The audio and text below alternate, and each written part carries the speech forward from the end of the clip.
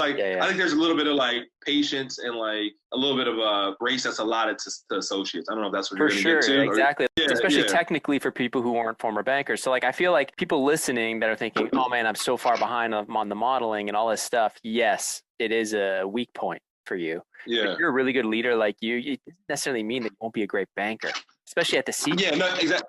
Well, so that's the thing, right? So like, I was like, I was still like, I was young, but I've always been mature. So like I was able to take a step back and say, look, they're going to hire for this skill set, right? This is one component. This is what you got to do day to day. But like, I knew that, and this is what attracted me to the recruiter. Like, I knew I can add the most value if I was like in that VC, MDC, and like I'm driving business, right? And like, I'm like literally like orchestrating deals. But like, in order to get there, you got to do you got to at least align yourself with an analyst that can help you. You got to throw away your mouse a little bit, like exactly, right.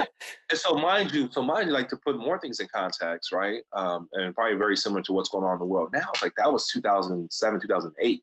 Oh my God. Right. So like, I was a summer associate in 2008. So like I would have had to be, so like opportunities were even more thin, right? Because like, so now like it's hyper competitive to get an offer. So like I think I made the best decision in terms of going traditional private wealth, because as opposed to like the way you can look at it is like an investment making proper, you're not really client facing in my opinion, and kind of gut check me on this and the audience can as well. Is like you're not really client facing to like you're a VP MD, right? Sure. Like that's me, like you really. I mean, you'll go on the meetings and stuff like that, but you're not saying much, right? You're not running deals. You're not running. Unless asked, right? Like it depends, right? But nothing is absolute. These are kind of like relative statements, right? But then within private wealth, you literally own the relationship day one.